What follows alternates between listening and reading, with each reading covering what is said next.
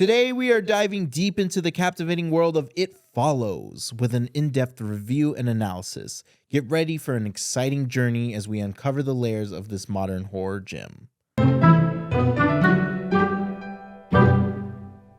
Hello, everyone, and welcome back to the Calvin Cam, the place where we talk about movies, television, and video games. I'm Calvin. I'm Anthony, and today we're talking about It Follows. Yeah, It Follows. It was really good. I just rewatched it. I saw it once when it came out, but I haven't seen it in a long time, so I watched it again. Yeah, really we talked about it on our entertainment news that there's a sequel coming out, and Calvin mentioned it, so we decided we'd do a review on it. Yeah, and it's a very beloved movie. It has a very high critic score on Rotten Tomatoes. It's sitting at like a 96, so it's really good, but it's got like a 66 audience score, so Yeah, I thought the movie was pretty good. I liked it. Yeah, it's really good. So a little bit about the movie. It was released in 2014 and was directed by David Robert Mitchell. It takes us on a thrilling ride that blends classic horror elements with a fresh and unique twist. It's set in a suburban Michigan, and the story revolves around a young woman named Jay who becomes the target of a terrifying supernatural entity after a sexual encounter. I think this has a really great and unique plot. It's definitely different. It's something that we haven't seen in horror before. And I kind of like the idea of like the antagonizing force being like an STD. Yeah, I thought that was really cool how how the entity gets passed on to you. You have, you basically you sleep with that person and he gets passed on. Yeah. And if you, it's cool because there's like elements to it too. That's like if the person who has it dies, then it goes to the previous person. So I thought that was also really, really interesting. And I really enjoy the uniqueness of this story. The film stars Micah Monroe, Keir Gilchrist, and Olivia Luccardi. They did all a fantastic job as the main like lead characters. Yeah. There were other characters who also played their part and really helped elevate the situation happening amongst the story. I think that Micah is a really good actress. This was one of her first roles, I believe, and she did a fantastic job as Jay. And I think that she pretty much sold her performance, Yeah, I thought all the actors in this film, they did a really good job. I thought the acting in this movie was really, really solid. Yeah, everybody played their part really well. And I liked the fact that the movie was like set back in, what year was it set back in? I don't really know, but there is this essence and theme of old technology. Like I didn't see many cell phones. I didn't see any cell phones. She had a seashell palm reader. I forgot yeah. who had that, which character had that. But then you had a lot of emphasis on like just regular CRT TVs. Yeah, exactly. So I wonder if it was like, it couldn't have been the 90s. Maybe it was the 90s. I don't know. It also takes place in Detroit, Michigan. So it's kind of like the older suburbs of Detroit, Michigan. Yeah. Yeah, the movie starts out, it's really suspenseful at the beginning, and you have I believe her name is Annie, the girl that you see in the beginning. She goes she comes out of the house and she goes into the middle of the street, and you know that something's going on, and then you have her next door neighbor say, "Do you need any help?" And she says no, and she does like a full circle. And then her dad comes out. Yeah, and her dad like, comes Annie, out. what's going on? And she's like, nothing, Dad. Like, get back in the house. Yeah. So she gets back in the house, and then she storm bolts out, gets in the car, and then just drives, like hits the gas pedal and just drives all the way to the beach. And then at the beach, she's just sitting on the beach, and then she calls her dad and just tells her, "I love you, Dad." And she's just pouring out, and then all of a sudden after that, you get a glimpse of what happens to her, and she's mutilated, like her leg is like snapped back, and then the movie starts. Yeah, and the beginning, that whole intro scene is like it's all in one take too, Yeah. which is really cool. Which is pretty much like it's one of the film's like standout features is its like hauntingly beautiful cinematography. The wide angle shots and the long takes not only highlights the characters and their vulnerabilities, but also emphasizes the vastness and relentlessness of the supernatural entity that follows them. Um, the use of natural lighting throughout many of the scenes as well does a really good job at like setting the realism and to all the scenes, making us feel as though we are right there. Yeah, one of the ways it shows its natural lighting is when Jay and Hugh, her boyfriend, they're in the car, and you have this nice shot of the street light illuminating their car. So you get those nice illuminated shots that are really nice that just bring out and convey the story really well. Yeah, and also the use of like shadows too. I think did a really good job. Like when Hugh first originally ties up Jay, and then wakes her up, in the chair in Yeah. the parking lot or parking garage, and The derelict garage. yeah, he's explaining the situation to her, and like you can the shot that's done there is very good because it is another like long continuous shot. He's walking back and forth in the background, like talking to her, and then he like goes up to her in the wheelchair And moves her around. and I moves think her there's around. some sort of anamorphic shot that like takes place when he moves her around. Did you notice that? Yeah, it's really really cool, and you see in the background the entity following as the naked lady, and I think that's also really really cool. A lot of good scares in this movie Yeah. too. Like, I wasn't expecting some of them to actually like haunt me, but there's a few. Yeah, there was the one that got me to jump was when Jay's in the she's in her bedroom with Paul and I think that's her sister. It's her sister, yeah, And she says, "Don't open the door." yeah, And then she opens the door, but the other sister is in there, and then all of a sudden you see this entity just come behind. yeah. The like, big guy, the big yeah, guy, the big tall guy. That made me jump. So that was a jump scare, and because that he was came really good. fast, man. Yeah, Like, he did. Because before, leading up to that point, you had the girl in the kitchen that was, walking towards her, and then she decided to go upstairs, and that's when it switched to the tall guy. yeah. It's cool that it like changes shape and form also when following them. One of the scares that got me was when they're at the beach after kind of everybody's gotten to finally like witness the fact that she's telling the truth. Because like there's believing your friend when they're experiencing something, but then there's like actually seeing it yourself, especially it being something supernatural, which adds a whole new level of scary is when everybody sees what's happening. Her hair gets pulled up, Yep. and then I believe he tries to like hit him with the chair. Yeah, Paul tries to hit him with the chair, and then Paul goes flying backwards. Yeah. And so then they run and they find like a little like beach shack thing. It's a shed. And like they're hiding in it, and you see it like break a little hole through the door.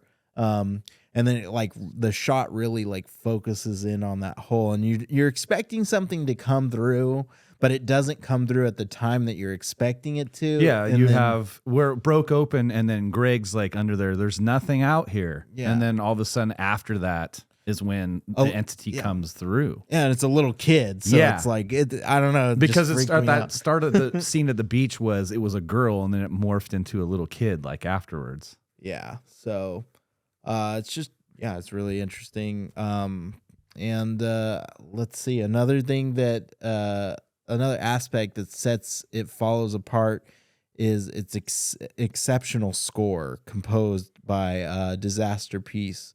The haunting melodies and pulsating rhythms perfectly complementing the film's eerie tone and intensifying the suspense and keeping us hooked from start to finish. Yeah, I was about to get into that. I thought the score in this movie was really well done. Like it super builds suspense in this movie.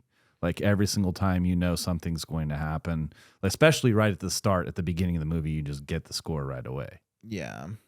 It's it's really horror has everything to do with scores and like music, honestly, because like that really can't, or lack of sound, because that really like intensifies like horror movies, you know what I mean? Yes. So I really liked watching this movie a lot just for that aspect alone, because it had a lot of really great implemented like score and music. And also the climax of this film is really cool.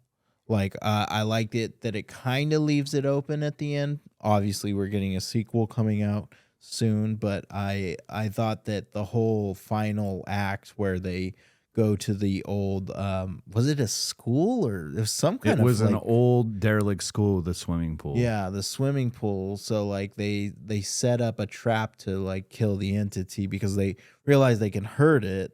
And they set up like all of these electric things around it, hoping to electrify it in the pool. Yeah. What I didn't expect was the fact that the entity starts picking up everything they set up and throwing it at her in the water. Yeah, Jay, yeah. Because she's like waiting for it, and then it's like shows up and it's just watching her, and it then starts to throw things up. And if you caught what the entity was taking form of, was her late father. I did not know that. Yeah, like you could see it takes the form of this man, and one of her sister asks like, what does it look like? Like, what does it look like? And she's like you don't want to know. Like, I'm not going to tell you. Like, and then you see a picture later on towards the end of the film of the family, and you see the dad. So like I did not. I didn't really catch that. yeah, so it's a really cool little detail. And it's done so subtly that like it doesn't just tell you like that's who it was. So but the showdown's really cool. Eventually it gets in the pool when it drags her like ankle. I thought that was like really like crazy, very suspenseful. Yeah, and then you had Paul using the revolver, and you can see that nice shot of the bullet stream going down, and then he misses a couple times, and then he finally hits it in the head, and then she's broken loose and she surfaces from the bottom of the pool. So yeah, and he also shoots his friend in the fucking leg. Yeah, I saw that. Which is funny because like I feel like they foreshadowed that way back earlier in the film at the beach when she had the gun. And she was shooting at the entity, and she was doing terrible because she couldn't hit it with crap. But you saw Greg over behind the chair like ducking. Yeah, he's like stop shooting. Yeah, so like I was like, oh, somebody is eventually going to get shot just like this, and sure enough, Paul does it. So, but yeah, like they eventually kill it in the water and move on with their lives. But at the end, they're walking and something is following. Yeah, and I think that there was a good reasoning that Paul slept with Jay at the end. So I think he wanted Paul as her protector. Like now he can see like the entity following both of them. Yeah. Yeah, exactly. I get that. I love how Paul's like this nerdy little kid who's just like really likes Jay, and he's just like also this fearless protector. Yeah, and there's emphasis of that connection like when they're on the couch watching TV, they talk about the past and stuff like that. So in conclusion, It Follows is a masterpiece, and I think that it's great in suspense and atmosphere. From its stunning cinematography to its thought-provoking themes, it captivates audiences and leaves us with a lasting impression. Whether you're a horror fan or simply appreciate a well-crafted film, It Follows is a must-watch. I'd overall rate this movie a 4 out of 5 stars. I think that like I said, it's like it's close to a masterpiece anyway. yeah, I would definitely give this a 4 out of 5. The cinematography was great. The lighting in the shots, just that ambient light, like, they did a really good job portraying those shots with the ambient light. I thought all the actors in this movie did a solid job acting. The story was really good in this movie as well. I thought it was interesting how to approach this type of horror film with the entity, how it attaches, and how you can the only person that has it attached can see it. So it's just like it brought a whole element to telling the story, and it opens it in the genre. So I kind of like that. Yeah, I agree. It's 4 out of 5 stars from both of us. So yeah, now let's get into the last bit of our movie reviews where we do our fun facts. We got some fun facts for It Follows. So read us some fun facts. We got Anthony. some fun facts. The film's concept derives from a reoccurring nightmare the director used to have, in which he would be stalked by a predator that continually walked slowly towards him. Nice. So that's a cool one.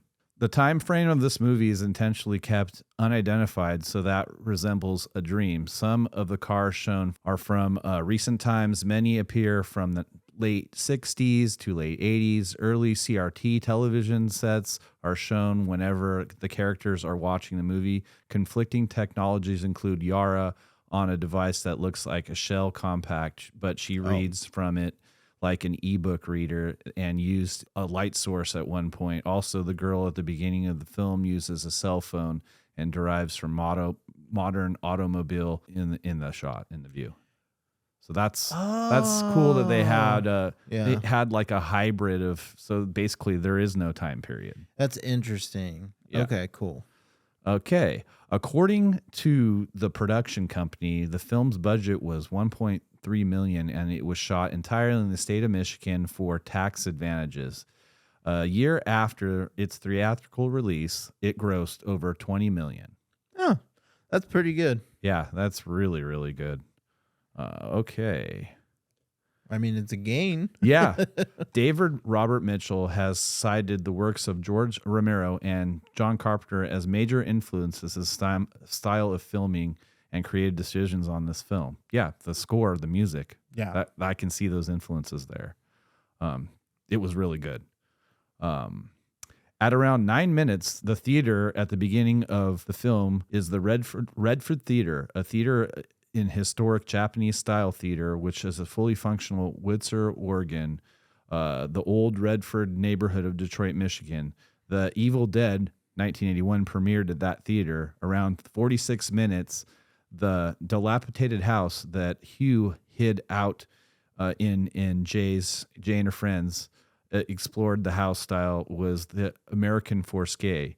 This style was the popular in the 1890s through the 1930s. Many floor plans of the Forske and circular traffical patterns where some can proceed through several rooms and return to the starting point without even reversing the path. The kitchen, the vestibule, the living room, the dining room, and the kitchen, for instance. In some homes, adjoining bedrooms shared the closet, bathrooms, and this is a kind of a fluid floor plan for the make of this house, and particular desirable escape from it when it was needed. Oh. So Okay. I thought that was really cool. Yeah. That's a cool one. Because it kind of like the area, and like I said, it's unknown, but they're using old artifacts. Yeah. Next fact, not only do the set props prevent the viewer from placing the year, the clothing prevents the viewer from placing the time of the year. Throughout the film's short duration of clothes ranges from coats, jackets, t-shirts, and swimsuits during the day to barely anything at all at night, all outdoors with no signs of discomfort. Yeah, it's really cool how they did this. Yeah.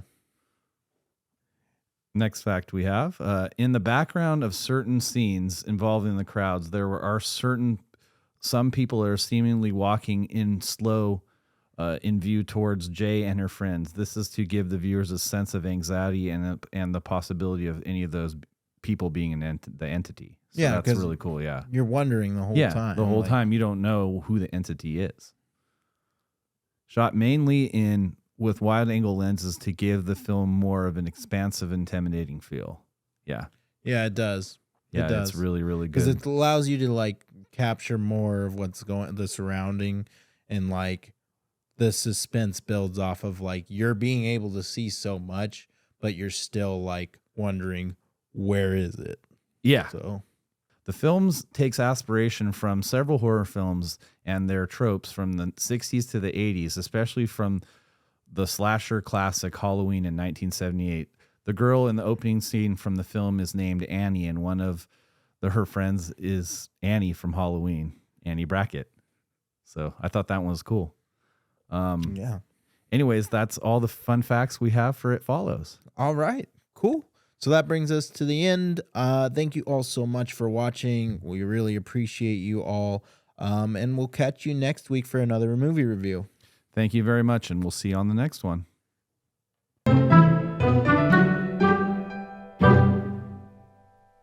Thank you all so much for watching the Calvin Cam podcast. You can find us on any social media platforms like Instagram or Twitter. Go check our podcast out on Spotify, Apple Podcasts, Google Podcasts, or Amazon Music. We also have YouTube channel, the Calvin Cam. Go over there, hit that like and subscribe button, and follow us there. As well as you can now really support us on patreon.com. It's probably the best place to support us. So you could go there, join one of our 3 tiers, and help us get bigger and better, and we will appreciate you every step of the way. Thank you all so much for watching. Have a good night.